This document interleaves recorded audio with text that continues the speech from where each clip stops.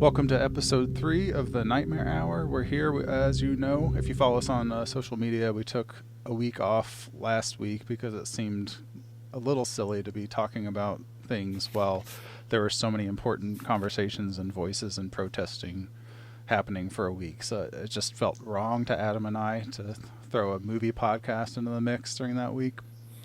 And so this week we're back. And as we promised to everyone, we brought a guest. So now there's 3 of us, not just 2 of us. And we're going to talk about some movies today, but I'll let him talk about that because we gave the guests the choice of what we're going to talk about. So with no further ado, I'd like to introduce the writer-director Bryian Keith Montgomery Jr. Hello. How's it going, guys? Great. I'm extremely excited to be here. We're excited to have you. We only briefly met in real life at Panic Fest 2 years ago. 2 years ago. It was 2 years ago. 2 years ago, when your film Chickens played, and I believe you won Audience Choice that year. Yeah, we did. We won Audience Choice that year with Chickens, and that was a good year for me. It was a good time. And honestly, Panic Fest was just awesome. And if anybody who's listening to this doesn't go to Panic Fest, you gotta go. Yeah. Of all the awards to win, though, like Audience Award is the best, right? Always. There was some competition too. A lot of people that I met at Panic Fest who are now friends of mine, horror filmmakers, they had some good movies. So it was some competition in the thing too. A couple of people that I still talk to today. One, Parker Finn, who just got that deal with Paramount. Yeah, it's a big deal. Yeah, he had his film there, The Hide Behind, which was very good. Yeah. So when we've been talking about who and what would our first guest look like, and Eric and I kind of fly by the seat of our pants. Is that what they say? It's the pants of the seat. Yeah. We prepare a little bit sometimes, so we didn't really know, but we knew we wanted to touch upon what's happening in the world politically, and that as 2 straight white guys, we couldn't do that quite that well ourselves. And then I thought about Bryian, and I thought about his excellent film Chickens, which we'll talk about later on in this. But when I reached out, I said, "Hey, we're covering. We want to talk about what's happening in the world, and we want it from we want to talk about the Black Lives Matter and the Black experience, and more importantly, how that works with the horror community." And Bryian said, "Let me think about this for a minute or 2," and then I think it was 5 minutes later, he said, "I got something for you," and I said, "Okay." He said, "It's a little bit of a wild card," and I said, "All right, let's hear it." I was very excited to hear it. I didn't know what we were gonna get, but I didn't expect him to say Michael Jackson's Thriller, but I was excited. I was like, sure, this is what this podcast has already become, is not what you expect, and yeah. So let's just. This is the album came out in 1981, and then the famous music video came out in 1983, and this directed by John Landis. And it was, at the time, the most expensive music video of all time. Of course, Michael Jackson went out to himself with Black and White. Which is also Landis, right? I think that was also Landis, right? I think that was actually... It was somebody else who was very big. It wasn't Fincher. It was somebody else who was very big. Now I'm just going to look it up. Yeah, we have the internet. Thing exists. No, it was John Landis. Wow. Was it? Oh, wow. Didn't even... Thought so. Jeez. It's totally different. See, but, I do research, guys. Oh, you could have said that you researched it and you didn't have to put us on the spot. But I researched it 3 hours ago. Do you think I'm confident in what I learned 3 hours ago? I have no idea. I do really. I want to touch on I love how this podcast is evolving, because we were talking before we started recording about and Adam and I have talked about this before, how maligned horror is as a genre and how important it is to me. And how it's always dealt with political, socio-economic, cultural issues better than any genre, I think, in the world. And horror as allegory is the greatest thing. And our podcast, when we started, was just, let's talk about real life stuff and then movie stuff. But it's kind of evolved now, where we're talking a little deeper than that, and how horror examines that, and I'm super pumped. Like, I just wanted to state that for the record. Absolutely. And what I think is really interesting. You know, I took a monster theory class in college, and we had to read a book that was just called Monster Theory, and we went through over the years, like since the beginning of like horror films, like with Nosferatu and everything else, all those movies, even if they don't have like a direct like driving punch of like, oh, this movie is allegory for this, they still are about the times and a fear, and like all horror is driven by it. And we go back to like Nosferatu. If you look, like that guy looks like what is a stereotype or a caricature drawing of like a Jewish person, and it was like a huge fear of the Jew at the time. And then you go fast forward later on to like Francis Ford Coppola's Dracula. That movie has a lot to do with blood, and it has a lot to do with like sex. And he made a documentary at the same time about like the AIDS epidemic, and that's what the whole movie's about. And it's just interesting, like what's going on at the time versus what the actual horror film is about, which is something I want to bring into Michael Jackson's Thriller, which I think is very important. So, in order to talk about Michael Jackson's Thriller, we have to go a little bit farther back into his career. Michael Jackson, the child star, Jackson 5, a pillar of the black community at the time, even still now, sadly, after some recent findings that we all kind of knew. Basically, you take Michael Jackson before Thriller, we go and look at Off the Wall, which is an album that is like a lot of love songs, a lot of dance hits, but nothing that really solidifies him as like the biggest artist of all time. Someone that crosses the barriers of like black culture and like, you know, like the mainstream American culture. And so like you look at MTV prior to Thriller, there were never any black artists ever on MTV.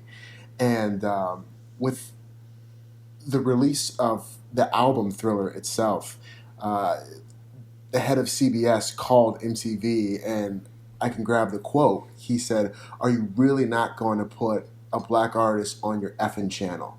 And it was a big deal because Michael Jackson wanted to be taken seriously.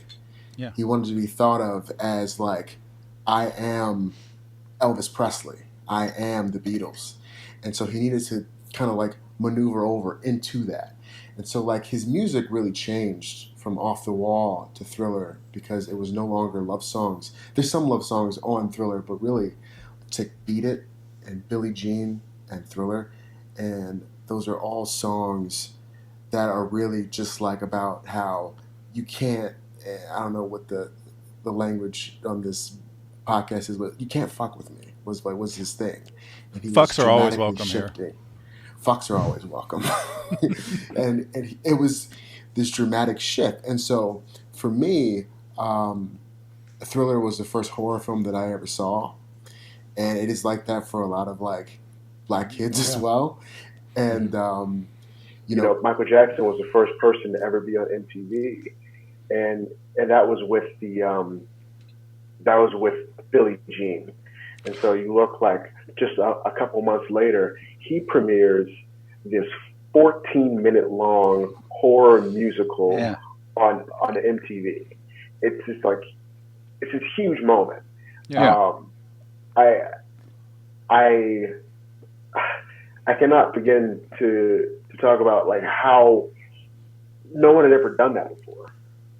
It was huge. What are you doing? Yeah, I mean, like, well, and just reading like the history and the of Thriller, like the album, and he, I guess his obsession at the time with being taken seriously and watching the numbers of the sales, and when they started to drop, it was his suggestion to do a new music video to try to drive the sales back up. And this wasn't even considered to be a music video originally. It was just going to be the song, and that was it. And you know, you had Billie Jean and Beat It, and those were the first two music videos. And Thriller was I was wrong. It was 1982 when the album came out, and 83 is when this video came out. Almost a year later, exactly. So we had those two videos, and then this was kind of an afterthought to drive sales. But when you look at the Beat It and Billie Jean, while they're totally fine videos with fantastic dance moves and what we expect of Michael Jackson, nobody expects a 14-minute monster movie with $500,000+ budget. There's a thing I wanted to touch on too before I forgot, like before we move on, is like you mentioned like one of the first black people on MTV and the video of this, and I was watching this short and beginning of this, and like the beginning part before the song starts and with the car and all that, like I was asking myself, like, is this tropes of whiteness, like the car, the makeout point, that kind of the clothes, all that stuff? And I was like, well, is it a trope of whiteness, or is it just that black people were never cast in these movies? Like, yeah. Do you have thoughts on totally. like why they chose that? Like the 50s, like they chose the 50s. I would like look. I think he was trying to forge himself into.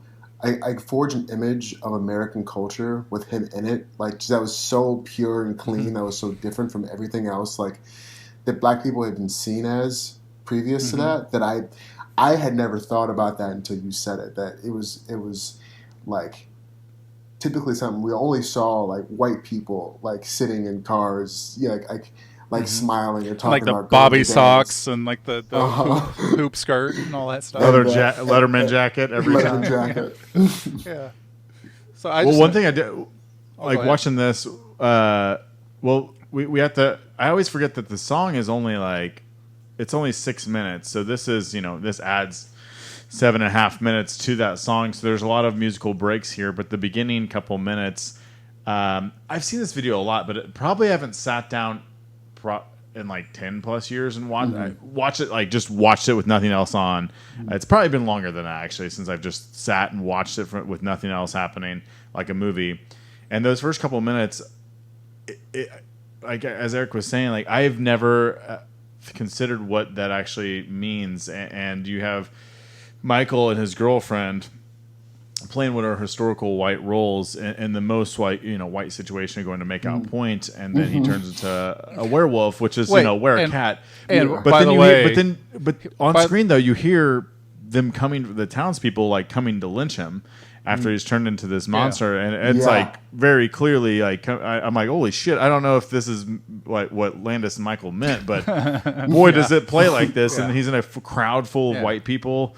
Right. But the best part is when he like gets up and he just hands the girl to the popcorn next to him and just leaves. I'm like, fuck yeah, he just gives someone popcorn. I just want to say too, like he proposes to this woman, and then he like fully discloses, oh, by the way, I'm a werecat. Like, shouldn't it be the other way around? He says, I'm not like other men first. Yeah. He does preface it. It just seems like you should like lead with that. Like, here's full disclosure.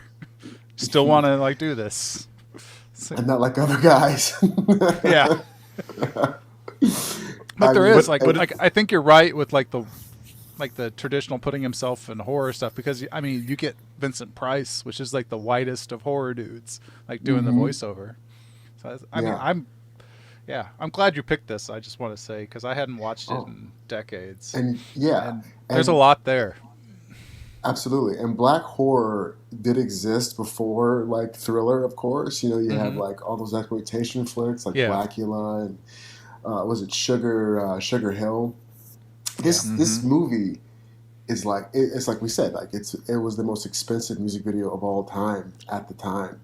And like the makeup, like Rick Baker, it's like it's the most like till this day, I remember we looked at it the other day in the house. And we were like, "Wow, that zombie makeup looks better than most of the things I see on TV today." Oh yeah, it's incredible. Absolutely. Even the werecat is impressive. Like you've never seen. I mean, of course, like Rick and John Landis were coming off American Werewolf, and that's why they were picked for this. And they did the multiple different monsters, but like his werewolf transformation in this. It's like, oh, it's just going to be a light American Werewolf. And then he goes through 3 or 4 different versions before he finally becomes the werecat, which is like so actually awesome. I forget. I was like, oh, this is not what I remember. And then he's got those eyes that are just so beady and intense. But what is it saying? Is it saying something that Michael's cast himself, two black leads in what were prototypically like a 50s, B film. He's watching himself is it him just like imagining himself in these roles? Is he actually the star in this? Because I wondered that. I was like, is it super meta, or are they really watching themselves and they don't acknowledge it, or is they just kind of projecting themselves? That's interesting, because I think it could be that he's watching himself maybe like as being the person that he wants to be, maybe.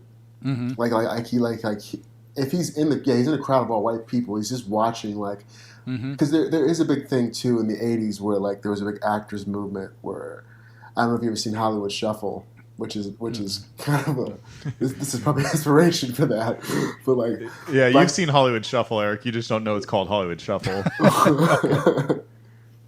It's just all like black people seeing themselves in movies like the Rambos and the Dirty Harrys, and so like he's sitting there watching it, and then just moments later, after the facade's over, he does actually just become it. It's in a different, because he's a werewolf on screen, but then he's a zombie afterwards. So that's something that's actually interesting too. Well, that's kind of the other thing I was going to talk about. Well, he's seen the. Go ahead, Eric. Oh no, I was trying to remember. I was looking up image shots, but like, is everyone else in the theater white people? Like when they cut. That's why I'm going back through that right now myself. It might be a mixed bag.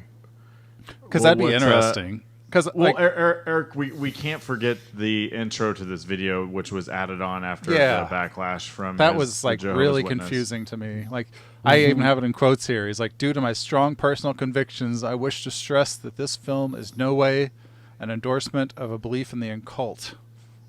And like, which is crazy because he's a Jehovah's Witness. That was the thing, and they were telling him that that they didn't want this film to lift up like demonology, and so it was just like, you would think when I was a kid and I watched that, I thought, oh, like he's just trying to do a joke thing, like if you're going to go see this movie, don't you're going to go scream, right? That's what I'm thinking, but no, it's like it's real, which kind of makes it creepier. It's very strange because like it's not even the video, like the song itself has like all these lyrics that the video plays off of. It's not like Thriller is not about any of this stuff. So it's just strange that he performed and named his album after this song, and then it's like, whoa, everyone. like it just was like a strange disclaimer at the beginning of this. Was he always a Jehovah's Witness, or was that like a recent thing during this time? I think he was left, always. Is what I was reading. Really? I think we have to look back. I know. Michael Jackson. Well, I'll talk while we fact checked ourselves as we go, which is just the best part of this podcast so far. The crowd is definitely mixed, but it is primarily white people. But the fact there is something there of him watching himself in a larger than life sense. Absolutely, and like I didn't notice that till we just discussed that, but that is amazing because obviously, if anybody's ever seen me, I'm like the furthest thing from black that you could get. But like that idea that you're talking about, like a black person watching these movies with no black people in them, how they could like project and put themselves in these characters' roles because they have to. They didn't have any representation. Like I never really considered that watching this video. I just thought it was a weird choice that Michael Jackson's watching himself and then they didn't acknowledge it. I never thought about the other part of that. So that's crazy. Like, it's interesting, right? Yeah, it is. Well, okay, so then in the video, obviously this is spoilers for Michael Jackson's Thriller from 1983. After seeing he proposes and transforms into the werecat, they cut to the theater, the Palace Theater in L.A., and then they're sitting smack dab in the middle. He's gleefully eating popcorn, which actually there's nothing. It was a great experience watching Michael like super excitedly watch himself and eat popcorn. He's just so giddy. Yeah, I know. It's just that meme. I just see that meme now. I'm like everyone plays that GIF. I use that all the time. Yeah. It never gets old though. Like seeing it in like the video though, put it in like a brighter context of just like how pure at the time Michael was and like his love for. You can just see like the vision he had for this, and like that he was sitting there and like I don't know if he was probably wasn't really watching himself on screen, but the fact that he was doing these, making a horror film basically, and people were going along with it, you could just see how happy he is in this moment. And then his on-screen girlfriend's just mortified so much that she gets up and leaves the theater, and of course he chases after her. And then we kind of play the Night of the Living Dead moment from this point on, where he's just like, it's just a dumb movie, and and then he like sings like dances at her, which is like it's awesome, and that goes on like you're kind of just on like a normal music video at that point for another like minute or so, until the ghouls start breaking through, which this was like probably the most fun of the video. You see all the different monsters coming out, the zombies, with some serious zombie dexterity, by the way. Like rigor mortis is not set in. Like, no, they're all over.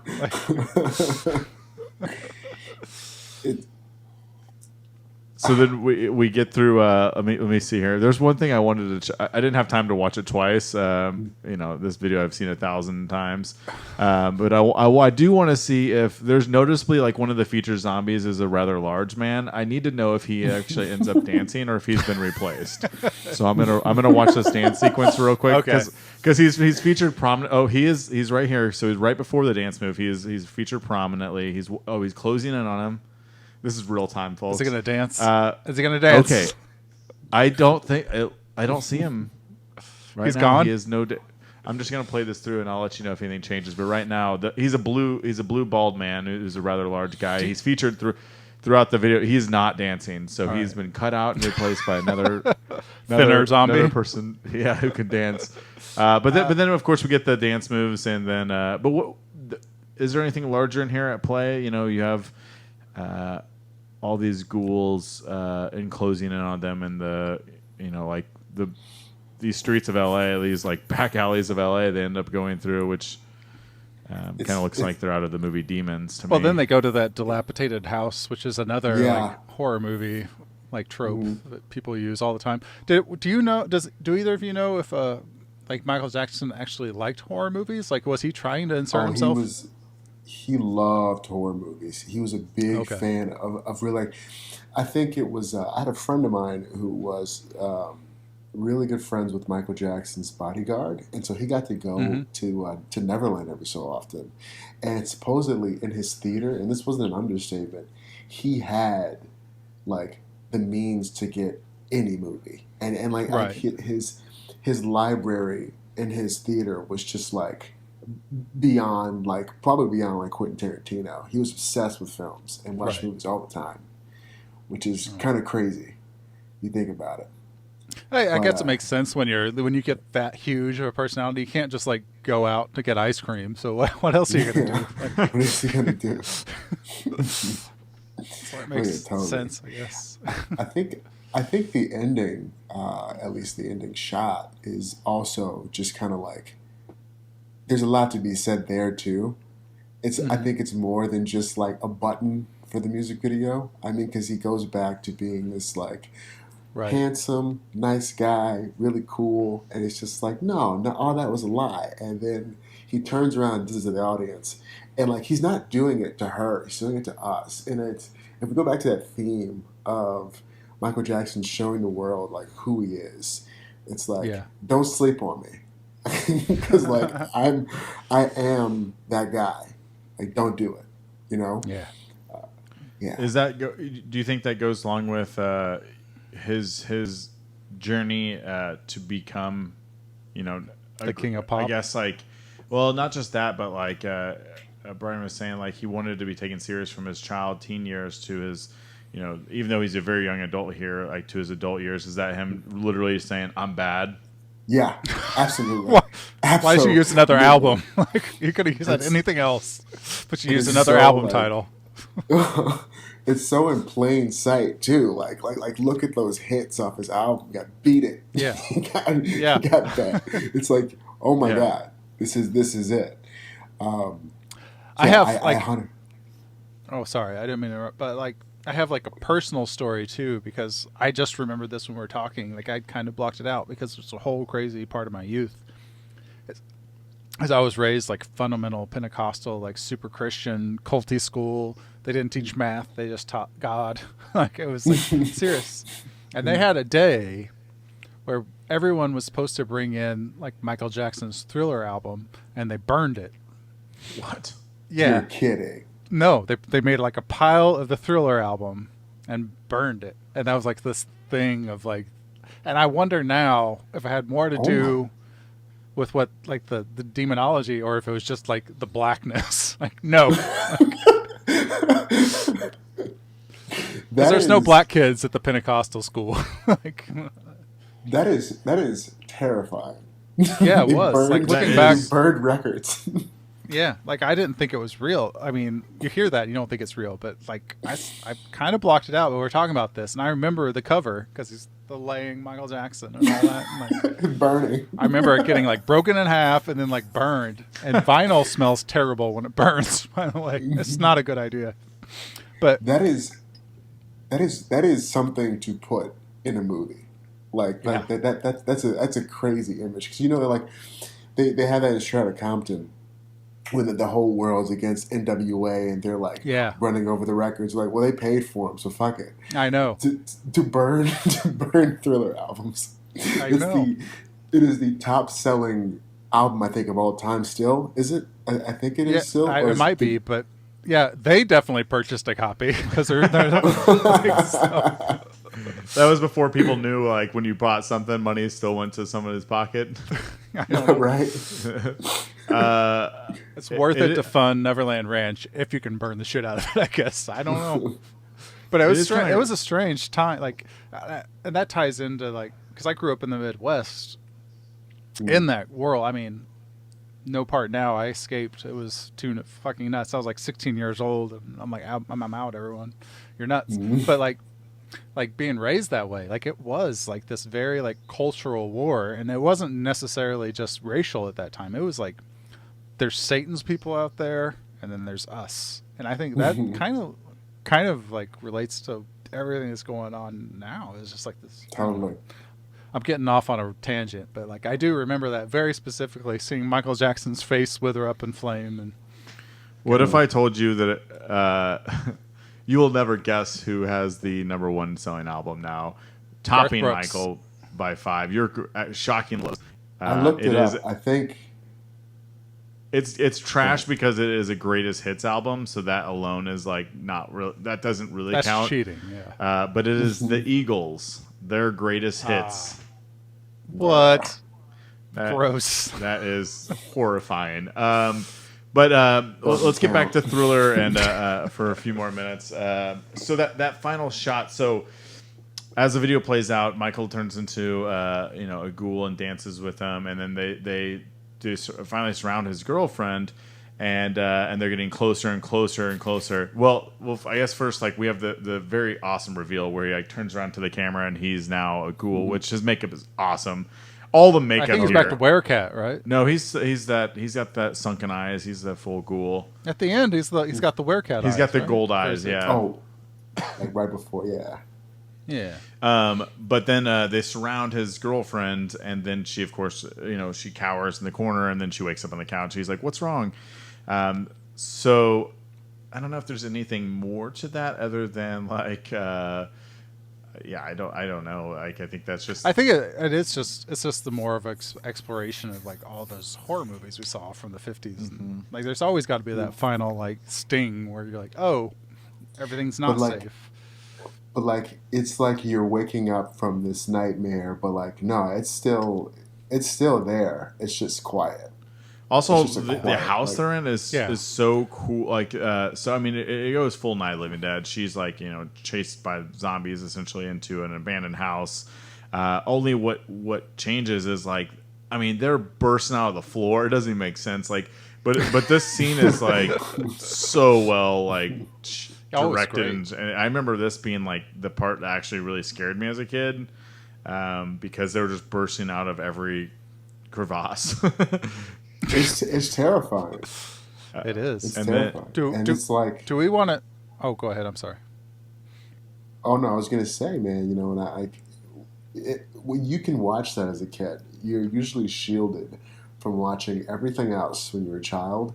Like there's PG horror movies that you're not allowed to watch as a kid. Everybody was allowed to watch Michael Jackson, like on MTV, and so that's like it's your first horror movie. Not if you're Pentecostal. Not if you're Pentecostal. So I was a little lost, but I got there.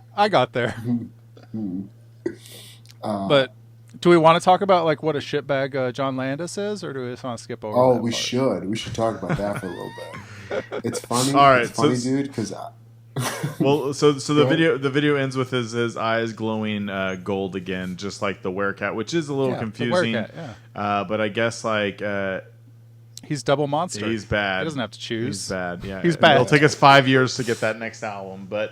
He's bad. We can talk about John Landis. We won't go a hard deep dive, but we can talk about Landis here, and then I want to pick your brain a little bit about specifically a little more so why you picked this one, and then we'll move on from here. So let's talk about John Landis. Absolutely.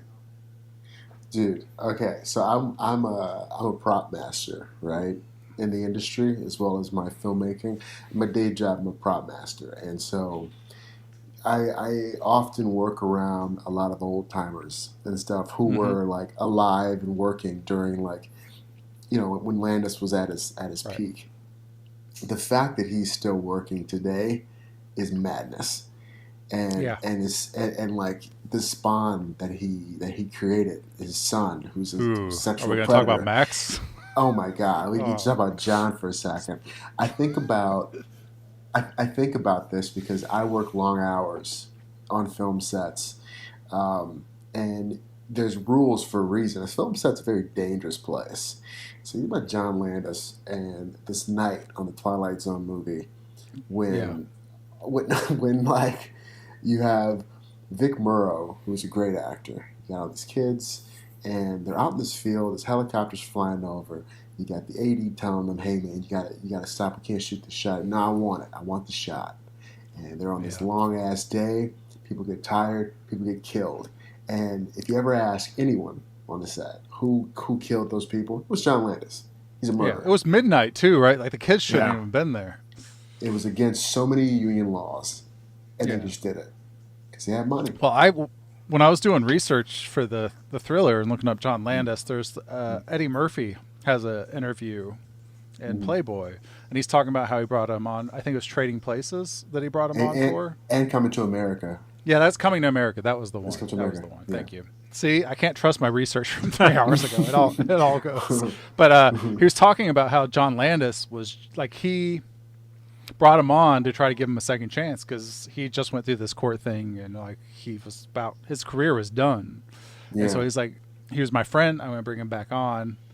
And apparently Landis like hated Eddie Murphy because Eddie Murphy didn't come to the trial to talk on his to witness on his behalf. But Eddie Murphy's like, dude, you killed kids. Like I'm not gonna come and like defend you. You're my friend. Yeah. I love you. You made a mistake. I'll try to give you another job, but I'm not gonna go to court and like say that you weren't wrong. Yeah. But anyway, like John Landis came into that as like he just cursed at Eddie Murphy every day and like attack his people and say like I'm not afraid of anybody. I told Michael Jackson fuck you, I'll tell you fuck you, and like he was just like this raging asshole the entire time. And I'm like, how does this, like you said, like how did this guy survive in like Hollywood this entire time? It's madness, man. Well, what's not madness is that his career has been garbage since 1988. So that's the one good thing we got going for me. And then we don't even have to talk about Max Landis. I think everybody knows that he's a shitbag and a half. So apple doesn't fall too far from the tree. And fortunately, I think this is one of those instances for sure with his career. He's got a couple of movies that, I love American Werewolf. London, Trading Places is great. I think I've never been a Three Amigos guy, but Coming to America has got some merits, I guess, to it. But Blues Brothers, American Werewolf, and Animal House is whatever. But specifically American Werewolf, I think like there's a lot of those films there that I think everyone on this podcast knows movies aren't made by one person, and it takes a whole village and army. But I'm sure John Landis would say otherwise. But I'll still enjoy the work. But, like, it's the same thing with like shitty artists. Like, I'll enjoy their work because their work's more than they are. Like, the art Yeah. becomes art when it reaches the people. Yeah. Like, what it does to the people is what it is. Like, a shitty person can create something amazing. Well, you can just watch trajectories, like you're surrounded by great people. Like, you look at someone like Dario Argento, who made incredible films after incredible films, and then after 1986, he couldn't. He was still making movies, but for 30 years, like, what happened? Some component in his filmmaking army changed, and he hasn't been able to find it again. Nothing changed with his craft or his core. The dude's still the same guy, still the same writer, director, and everything. He's like one of those people that are anomaly. Like, I would say John Landis was never known as being a great director. I think he's made really good films, but I don't think he's a great commercial director. Yeah, he's not somebody like Spielberg or something like that who has like. I just know, like, he's a shitty person because he was taken to court and people asked him, and he showed like no remorse and just said not my fault and walked away. Like, 3 people died. Like, just show some remorse, and we can move from there. Like that he's spent all these decades saying that I did nothing wrong and blah, blah, blah. Like, you're done. I'm done with you. Yeah. Yeah. Well, let's move on from the shitty person who directed this video. Let's talk about the legacy it has. When you first initially told me this, it's something that hadn't clicked in my head for a long time. We all, I think, at least in America, I can speak for this. Like, you can't. It's hard to go probably a month without hearing Thriller, even by mistake. It's a tremendous song that doesn't get old, but it's also one that you kind of forget the music video. I think a lot of times without like sitting and thinking about it, you forget how tied to monsters it is, and creature features and pure horror. And of course, it's always been celebrated around Halloween and things like that, this song, but it's also just as celebrated for his sick dance moves in it. But when you brought it up, I was like, shit, I forget how that's probably one of the most horrific music videos like ever made, and certainly the biggest budget of them. And the influence, you're right, probably of me as a kid. It's probably one of the like first like non like Universal monster movies that never felt scary to me, but this like had moments that's closer and closer in feeling to something like American Werewolf or even like Evil Dead or something. Like, it's the 80s like pure horror. It was a great pick. So I don't know, talk about it. It was. Talk about it from your guys' perspective a little bit. Like, what do you remember seeing about this? What was good? What was fun to see it again? All these years later, I guess. Shit, almost 40 years now. Yeah, I just want to thank him for giving me this because, like we were talking, I think before this, is just the horror as allegory and all that powerful stuff. It's like that's what horror does. It gives us like this safe place to like not even know that we're being exposed to like I just learned today about like looking at himself at the silver screen. I never really considered that before. Like, horror gives us this whole platform where we can be scared, we can be disturbed, we can be disgusted, but the lights come on and we know we're safe and we can explore all of this. And that's like one of the few places we can do this. And even more so with like a music video. This was on MTV like constantly. And we still have the Thriller dance that people like know and love. Like, they gave us all this wonderful stuff, but then it has all this underlying stuff we've discussed now. And like, if that's not what the power of horror is, I don't know what is. Yeah. 100%. 100%. I love that it kind of creates, because it's a song that is so polar opposite from like the music video, and it that like the music video is fucking scary, and the song is so like fun, hip. Yeah, you be moving your shoulders and stuff. Yep. So you do kind of you like, if you're a kid and you hear this song, you probably just think it's some fun like Halloween song, and then you never see the music video, you never get the changeover. And I think that it's one of those things that the song actually is a lot different than the music video in how it's cut. Because like, if you listen to the song by itself from the studio album, the verses are a little different and the hooks are a little different in the song. And so when I'm more used to the song than I am the music video now that I'm older, and I just listen to Thriller every so often on my shuffle. But when I look at the music video itself, it's to me, it's a horror film that stands alone, apart from the music. Oh yeah. And the music video has a score during parts where like the song just stops, which is awesome too. It has like this really cool like horror like score at the end when all the zombies are breaking into the house, and it's just so B movie 50s, and it's just a big cultural thing. I think it's awesome. Yeah. I never would have picked like guessed what you were going to pick, but I'm so thankful you did, because I've never looked at this music video more than, oh look, another Michael Jackson video that I mean, and now like Well, I encourage everybody to revisit it. You can find the 14-minute cut on YouTube. And what was kind of interesting is we'll link to it too. Yeah, I learned that initially they only had a $250,000. So only that much for a music video. But then I found out that Michael wanted more, and then when they brought Landis on, they wanted more and more. So to get the extra money, they approached Showtime with the cable rights to it. Showtime kicked in money. Well, initially they went to MTV, and MTV said, we don't fund music videos here. But when Showtime came on, they came on after, and then they ended up with somewhere between $500,000 and $600,000. And then Vestron Video bought for the home video market rights $500,000. Of course, accompanying the video for the release was an hour-long making of documentary, which is how Landis thought he would get more money, and he did. And I believe you can find the making of online too, which is cool because you get to see a lot of Rick Baker behind it, and that's mostly what it's worth watching. Yeah. And how they did the creature effects. It's definitely like a creature effects reel for him, but it's worth checking out. So yeah, excellent pick, Bryan. And then Thank you. Can we do like the clap? Yeah, a nice little clap. So let's change pace and go to something that you've created. Yeah, we're going to talk about you now. Let's turn the light onto you, from Michael to you. So this video was it's played as far as I know, it's played just about every genre festival in the world.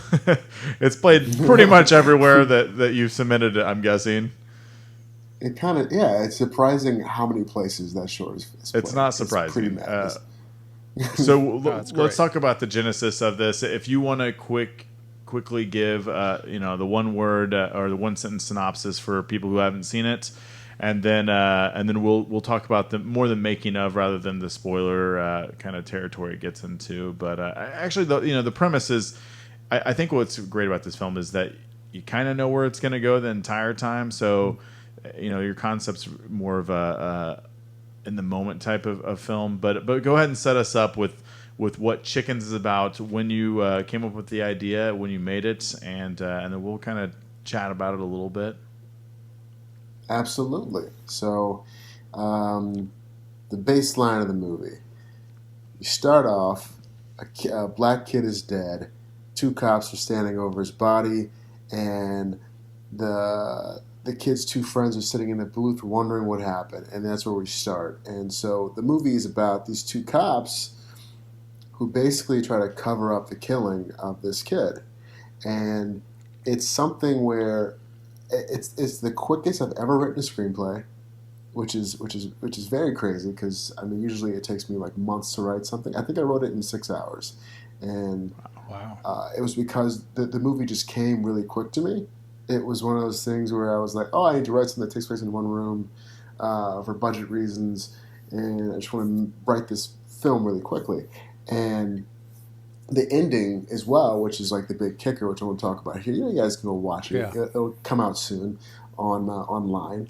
And the ending was also something that came really quick to me, because it is the culture of now. It is the culture of us making cops accountable for what they do, because the eye is always on them. We're always looking at them, and now they can't hide from the truth. And the truth is that there is a problem with police brutality in this country. And so the movie, typically a lot of people would say that, it's more of a thriller. But I think from the direction that it comes from, me, I'm a black filmmaker, and my perspective of the film, I think because of that, it turns the film into a horror film, because it's like, what do you do in this situation when you have absolutely no power over? You can't call the cops because the cops are Yeah. the the oppressor. So it's one of the scariest things that a black person can go through. And here it is. We're gonna put in a horror movie. We're gonna make it with genre tropes, which is basically what my branding is. Alternative horror. We take things that are going on in society, current events, and we make them horror movies. And so, while this film is way more of a drama, but it's a horror film because we take the tropes and the intensity puts the viewer in the situation. But yeah, it's called Chickens, and It's great. it's my film. Like I watched. I had missed it at Panic Fest, so this was the first time I watched it today. Mm. Bloody fantastic. This is Thanks, congratulations. man. Yeah. you created this. I'm guessing at least 2 years ago. Do you remember when you wrote it and filmed it? We finished it 2 years ago, and I think I wrote it. It was probably like 6 months before we finished it. We got the money together to shoot it. I had a buddy who had a pizza restaurant, and he let us just shoot it over holiday weekend. And he let us come in and just like ransack his place, put blood all over the place in the walls, and it was a low budget show, but you can't tell when you look at No. it. And Yeah. yeah, you can't tell.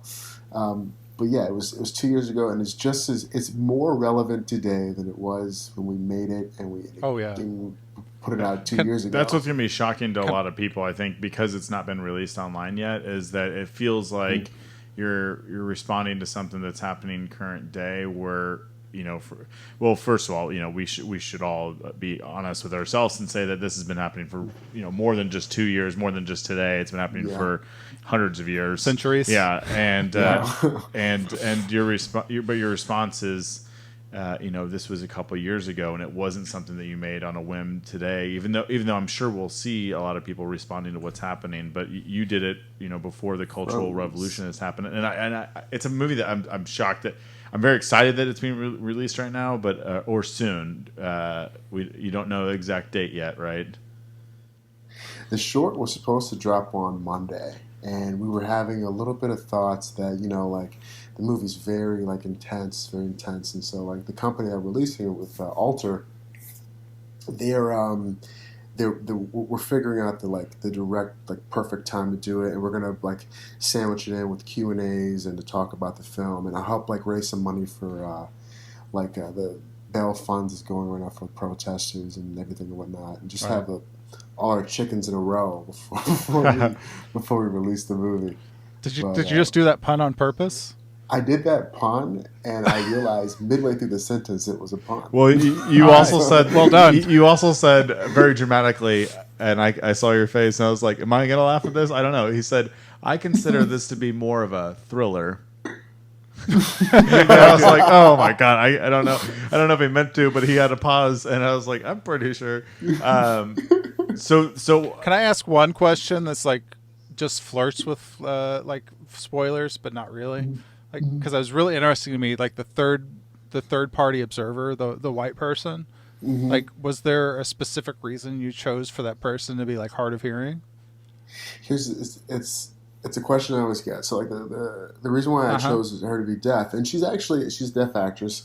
The reason why I chose her to be deaf was because I wanted somebody who couldn't speak, because she also she can speak, but she can still have a voice, and so there's she uses that voice later on in the film, so which is a symbolic thing. There's a lot of symbolic things happening in the movie. I've never talked about this in front of anybody else, but there's a perspective that we, the audience, see the room from, right? Mm-hmm. We're looking at the movie the whole time. We're looking at the cop, we're looking at the kids, and then toward the end of it, we see, fuck, man, there's this big window that's been there the whole time. And we just all this has happened, and we haven't even looked people could look in at any time. And eventually, that window becomes really kind of symbolic for just our phone screens and how we're seeing this at all time. And the people who are on the other side of that, they're angry. You can break through, man. You can stop it, and that's like the symbolism between that. I tried my best not to spoil the movie for anybody who. No, that's good. Eric, I think you did well. Eric, I might have missed it in your question. Was it intentional that the deaf woman, the deaf person was always a woman, and that you have two male white cops, and 3 African Americans, and 1 white woman who can't speak and doesn't have a voice? Was it always intended to be purposeful? It was purposeful, and it was. What's also funny is that like my producer, who is this big advocate for human rights, and he's a philanthropist, and he's big on like the movie's message in that regard. He said to me, "Why can't the person behind the counter be black?" And I said, "Well, I don't want to paint everybody as I don't want to paint all white people as terrible first and foremost, but like also." I think that it's really important that she be white. Not that she be the savior of anything, but that she does have a voice to say something. It's very important. Yeah, and I think that that's kind of happening right now. I live in Los Angeles right now. I'm in Detroit, but I live in Los Angeles, and I see that these crowds that are protesting and helping us get through, like it's everyone. It's not just black people, because the world is tired of it, and it's an old way of thinking that like this should be going the same way. It's everybody. Everyone's angry. We're especially angry, but everyone's angry. And so everyone's using their voices, which is a beautiful thing. It is. Yes. I thought that was pretty powerful. Yeah. Myself, I just wondered about that specific like hearing thing, because it's pretty powerful that you had like a white person watching all of this and unsure how to intervene and like how to help. It's the whole movie. I remember I watched it at home as the submission to Panic Fest, and I was like, "Holy shit! Well, this movie is in there." But 2 years ago, I was like, it's funny that you doubt it being, and I'm sure some people might say it's not a horror film, but I just remember the feeling in my gut when I knew what was happening in the first 45 seconds. I was like, oh no, oh god, and then it just kept going there, and it was, and then I watched it with the crowd at Panic Fest, and I think you could literally hear a pin drop in that theater as it was happening. It was dead silent. There was no one was I think we had played before and after. We tend to do this. We played 2 more horror comedies to bring some levity to that, because we knew what was going to happen, and that people would need to find a way to laugh and before and after it. And I remember we went from, I can't remember what film it was, but we went from more of a fun film into yours, and yours just starts and it's going, and it doesn't stop. And I remember how quickly people just shut up and how silent it was. And I remember the reaction coming out, and they were like, holy fuck, dude, chickens? And I was like, it's funny because people who didn't see it are like, what the fuck is chickens? And their head was like, what they're thinking, what chickens could be. And I'm like, I know, right? Like, but it's a tremendous film, and I think very powerful. And so let's talk about. And so as your other film continues that wave of strong, smart messaging. Without feeling like you're shoving, a message on somebody's throat. You're doing it very intelligently. Let's talk about, I guess, your approach to alt horror and what makes a good, smart horror film to you. For me, I feel like I was always meant to say something with my work. Like I have to, but I love genre movies. I love violent movies that are like exploitation and stuff. But then there's this thing that's happening now where I'm realizing more and more how problematic a lot of those movies are. But it sucks because like we love them, but we also feel nasty while we're watching them. So I've kind of always had this feeling like American movies are just kind of like that. American movies are kind of very exploitative. So how do we take what's going on right now and satirize it and give it a genre, which is I use horror, and use that to give like this ultimate message. So that's what we did with Chickens, And my next film, which it's already done, and we're supposed to be going through the festival circuit right now, but because of COVID and everything else, it's been just delayed after delay. Like, no, it hasn't showed anywhere yet. But my new film, Good Guy with a Gun, is it's a satire from the perspective of an incel who basically walks you through why he decided to go and buy an AR-15, and it's it's a it's a controversial piece. I mean, like we're having like trouble like releasing chickens right now. When that movie comes out, it's going to be a whirlwind of trouble online. And I like I like subversive. I love subversive media. I love things that like push the envelope. It's really big for me, and I think horror should do that. Not in being like, oh man, here's some TNA, man, here's some boobies, here's like the most violent, like we could show something. No, like really push the envelope about what's going on, and show me something that like typically I wouldn't see in a movie. And that's what my approach is with like talking about stuff. Like I wanted to I wanted to show the cops as the bad guys in a different way than the Shield shows them. I wanted to show them as being like monsters, you know. Right. And then in this movie, in Good Guy with a Gun, I one of the biggest inspirations for it was like Henry Portrait of a Serial Killer, and Taxi Driver is a big one too. Just like this being that like America creates, and how that guy skates through the system and becomes like this even worse of a problem. And so that's my approach. I like taking things that are going on, man. I like to make them in horror movies. And there's a lot of horror out there. Yeah. It is, and I mean that's the lineage of horror. Like you were talking about American movies being problematic. Like that's kind of like I mean we're kind of problematic. So like our movies are going to be that way. So It makes sense. And like that sounds great. I can't wait to see it. But I'll send you a link after this. Cool. I'll check it out. Yeah. Like I'll do it. Yeah, I've been following your production and your behind the scenes. I'm like, good God, I have to know what this. I have to see this movie. It's got to be insane. I love the title. Yeah, because I've been seeing the title, the poster, and like when you guys were in production a couple months back, or almost a year, I guess maybe. It's been it's like I know this is going to be a great follow up. I guess in a time like everything in the world seems to be.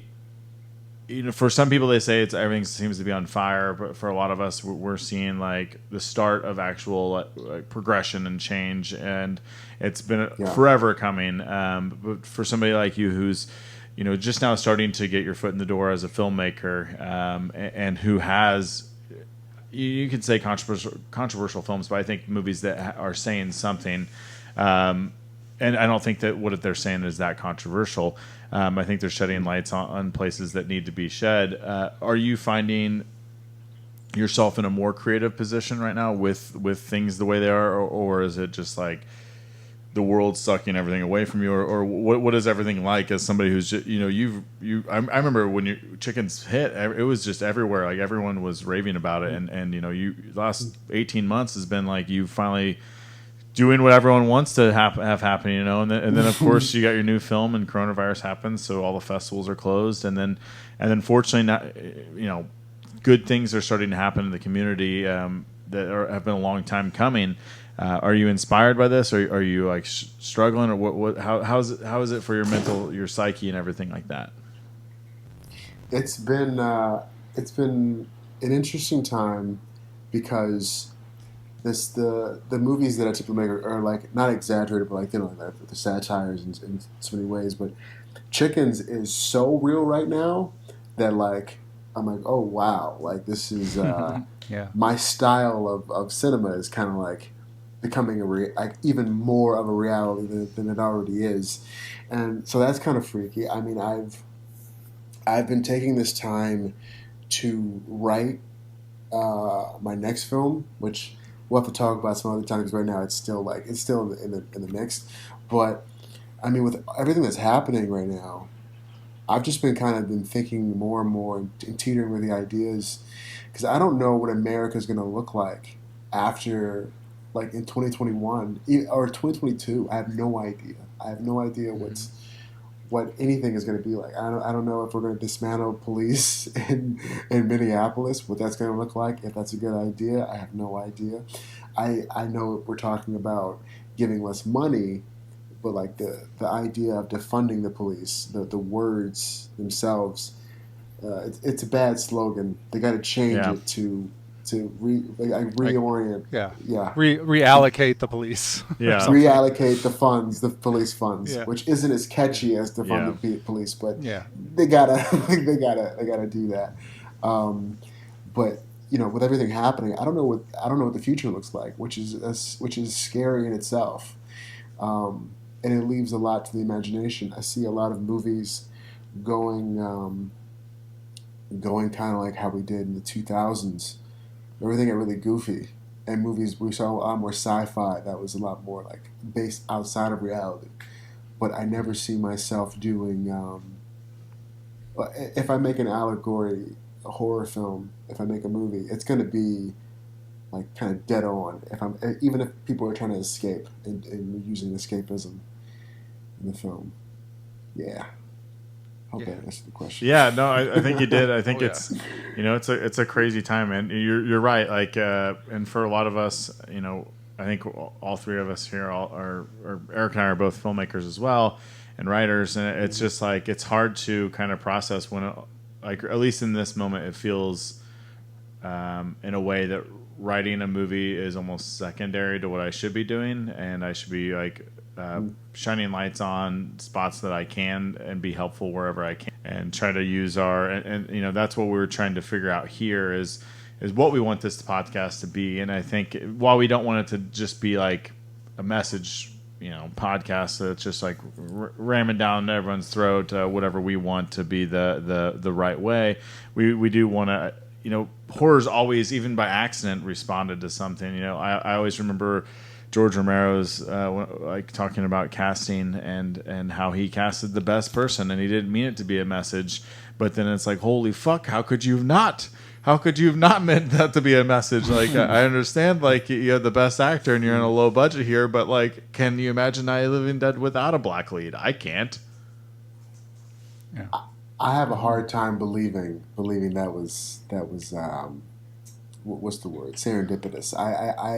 I've always thought it did too much. George never not. It fits too well. Like Dwayne Jones was incredible in that movie. I'm like, sure, he might have been the best actor, but there's just no way you weren't looking to cast a strong black man as the main lead, because without that, the movie would be kind of weak. Yeah, but it would, and it wouldn't have the lasting effect. I don't think he might not have a career. That's true. If he didn't hire a black person in that movie, so it might have just been another B movie. Yeah.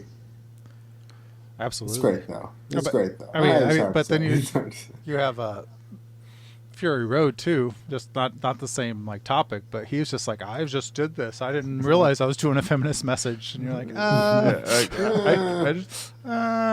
didn't you though? I just wrote it. Yeah, I mean, I guess so. I mean, in art, the accents do happen, but then of course, you have filmmakers like somebody like Spike Lee who makes incredible art, and he wears his messages on his sleeve, but he makes it work. He doesn't make it he doesn't make it hard to watch. He doesn't make it feel like it's being shoved down your throat, and it's. We just showed Do the Right Thing. It was the first movie we showed at the theater when we reopened, and that movie, again, 31 years old, couldn't be more timely. It feels like it was made today. Yeah. I often talk about how when I was a kid and I saw that movie, I was like, why did they throw a trash can through that window? And the older I got, the more it made sense, man. And that's just one of those things. Like, and the more time goes by, the more that movie makes sense. It's very timely. That's why I grew up. I mean, movies saved me. I've said it, art saved me, but movies specifically, because like I think it does. It's like the most powerful art form to create empathy. Like for like a white person to watch a Spike Lee film. Like, you see things that you don't see in your life, and there's more of these people you see on screen that are more like you than not. And I think that is like such a powerful art form to like for change and like social discussion and cultural discussion. Absolutely. Like Viva la movies. That's all I'm saying. Viva la movies, baby. Viva la movies. Well, unless you guys want to add anything else to the conversation, I think we can wrap it up here. Anything else? Okay. Is there? Yeah, you want to promote? Like, do you have a like date for your new movie anywhere, or is it still just kind of going around? I don't yet. We're working through. I'm having a meeting tomorrow about when we're releasing it, so I'll keep everyone posted. But all right. Do you want to do like the social media, like people follow you and stuff? You want to do that so they can be updated? Yeah. I mean, find my Instagram handle is so hard to do. My Twitter handle too. I think I gotta get better. Well, can they follow the alt horror? Is that? Do you guys have pages, or do you have a page for that? Absolutely. I got a page on Facebook, and then I got a Twitter as well. So alt horror. I'm guessing you can follow that for updates for when Chickens will come back, and then whenever Good Guy with a Gun starts coming out. So follow alt horror for all things. Absolutely. Bryian, and thank you so much for being our first guest. Yeah, seriously, thank you Absolutely. So much. I mean, this was a blast. I loved it. It's a great time. This is a highlight of my week. That's why we started this thing. We were lonely, and we're like, we need to get friends together and talk about horror again. That's how this podcast started. Right. Well, that's awesome. That's going to do it for this week's episode of the Nightmare Hour podcast. Tune in next week when we'll talk about something that we haven't planned yet. So, we kind of had. We kind of talked about. We kind of have a plan. Yeah. We're going to bring in Pride Month. So, like, we're going to talk about some Pride topics. So, we know that. We just don't know the logistics of how why. Or who. We haven't got all the details. We know the why. We know why, but that's about it. Well, thank you so much, Bryian. Eric, were you going to say something? Do you have a tagline yet? Do we have a tagline yet? Maybe Bryian could give us a tagline, like an exit. Do you have an exit tagline for the Nightmare Hour? We're struggling with that. This is Adam and Eric, and your time is up. Here it is. Here it is. The hour is over, but is it really? Ooh, it's pretty good. Ooh, that's good. And Rod Sterling. I'm like, you just Twilight Zone in the or is it? I'll do you one. I'll take yours and do you one better. Is it the hour may be over, but the clock keeps ticking? Ooh. Love but it. now we're in like I was going to say this is now speed cruise control. Okay, well that's going to do it for this week's episode of the Nightmare Hour podcast. Please like, share, and tell all your friends and family to listen to the podcast and learn something. Hopefully, if not, no, I think you will. I think we all learn something every time. So. We'll see you next week as the hour may be over, but the clock keeps ticking.